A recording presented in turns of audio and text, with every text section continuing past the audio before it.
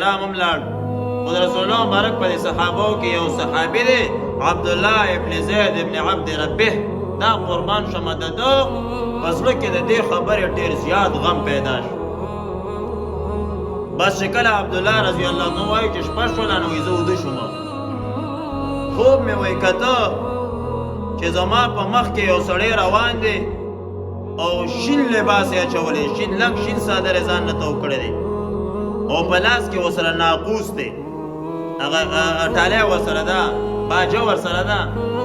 وایي ما ورته وایي چې صاحبه دا شی خرڅی نه؟ وایي ما ته وایي چې څه ورباندې کوې په دې باندې؟ ما وایي چې موږ د مانځه ټیم کېږي نو دا به وایي موږ غږو.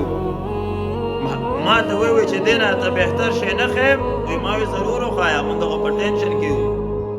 بس ما ته وایي چې کله وایي د مانځه ټیم کېږي نو دا کلمات ووایي: الله اکبر الله اکبر الله اکبر.